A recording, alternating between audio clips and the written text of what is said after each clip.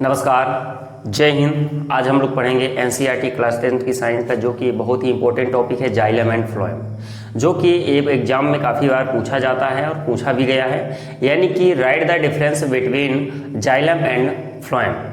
आप लोगों का दिया गया है क्या, यानी जाइलम क्या है, फ्लोएम क्या है। जाइलम जो है, जाइलम का वर्ग क्या होता है, फ्लोएम का वर्ग क्या होता है। आज हम इस वीडियो में यही देखने वाले हैं। आप लोग स्क्रीन पर देख लीजिए, यानी कि एक साइड बीच में प्लांट है, एक साइड जाइलम है, एक साइड फ्लोएम है।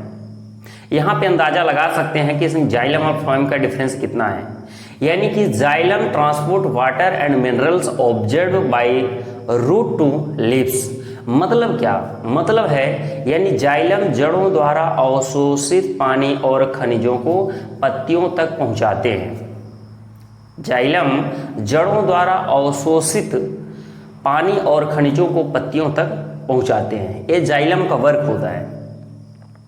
अब फ्लोएम का वर्क क्या होता है। फ्लोएम यानी transport food material and prepared by leaf, यानी to various part of the plant. यानी फ्लोएम पत्तियों द्वारा तैयार खाद्य पदार्थों को, यानी खाद्य सामग्रियों को, यानी कि विभिन्न भागों तक पहुंचाते हैं। एक बार फिर से रिपीट कर रहे हैं, यानी कि फ्लोएम पत्तियों द्वारा तैयार खाद्य सामग्रियों को विभिन्न भागों तक पहुंचाने का काम करते हैं, यानी विभिन्न भागों तक पहुंचाते हैं। इंग्लिश से फिर से एक बार रिपीट कर रहे हैं, यानी कि phloem transport food material prepared by leaf, यानी कि to various part of the plant.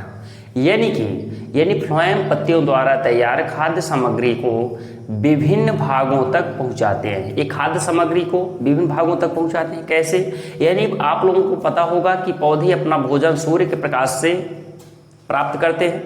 यानी कि फोटोसिंथेसिस की प्रक्रिया जब हो रही होती तभी पौधे अपना भोजन प्राप्त करते हैं, यानी प्लांट जो है तो अपना भोजन प्राप्त करते हैं। तो प्लांट यानी कि ट्रांसपोर्ट आप लोगों का, यानी कि फूड मटेरियल ट्रांसपोर्ट या prepared by leaf various part of the plant. यानी कि जो फ्लोएम का वर्क होता है, पत्तियों तक तैयार, यानी पत्तियों द्वारा तैयार खाद्य सामग्री को विभिन्न भागों तक पहुंचाते हैं, यानी विभिन्न पार्टों तक पहुंचाते हैं। क्लियर बात हो गई। चलिए आइए सेकंड डिफिनेशन क्या होगा उसको देखते हैं। चलिए आइए देखते हैं सेकंड डिफिनेशन, यानी सेकंड पार्ट में, सेकंड नंबर में आप लोगों का, यानी अब ये जाइलम जो होता है, जाइलम एक मृतक ऊतक है। मतलब क्या, इट इज डेड टिश्यू। ये जाइलम जो होता है, जाइलम एक डेड टिश्यू है, यानी यह एक मृतक ऊतक है। तो आप लोगों को बताना है इट इज डेड टिश्यू, यह एक मृतक ऊतक है। टिश्यू का मतलब ऊतक होता है, और ऊतक का मतलब है टिश्यू। जो आप लोग जैसे पढ़े हैं कि सबसे पहले हम लोगों का सेल का निर्माण हुआ, सेल से टिश्यू, टिश्यू से ऑर्गन स्ट्रक्चर से ऑर्गेनिज्म, ऐसा आप लोग पढ़े हैं। यानी कि आप लोगों का जैसे यानी कि अब फ्लोएम का वर्क क्या होता है। फ्लोएम का वर्क होता है it is a living tissue, यह एक जीवित ऊतक है। यानी टिश्यू का मतलब ऊतक, यह एक जीवित ऊतक है। तो फ्लोएम जो है तो ये जीवित ऊतक है, और जाइलम जो है तो ये मृत ऊतक है। यानी कि आप लोगों का जो फ्लोएम है, phloem it is a living tissue, यह एक जीवित ऊतक है।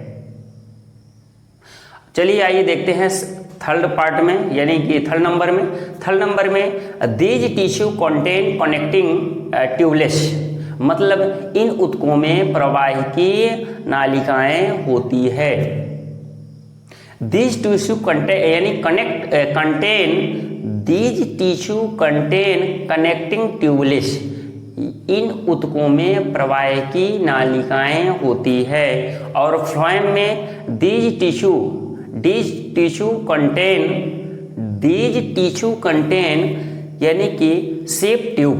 मतलब क्या, इन ऊतकों में छलनी नालिकाएं होती है। आप लोग इसमें डायग्राम में देख लीजिए, इसमें अलग प्रकार के इसमें छलनी, जैसे आप उनको थर्ड नंबर का एक फ्लोएम है, यानी these tissue contain sieve tube. इन ऊतकों में छलनी नालिकाएं होती है। और 4 नंबर में आप लोगों को बताना है 4 नंबर में their wall are very thick, मतलब इनकी दीवारें मोटी होती है। आप लोग जाइलम फ्लोएम का इसमें डायग्राम देखकर और पता लगा सकते हैं। इनकी जो दीवारें हैं यानी अगल बगल की दीवारें हैं, अगल बगल की दीवारें जो है तो आप लोगों का यहाँ पे दिखाई देगा कि एक मोटी होती है, पतली होती है। तो आप लोगों का फ्लोएम का पतली है और यानी कि जाइलम का मोटी है।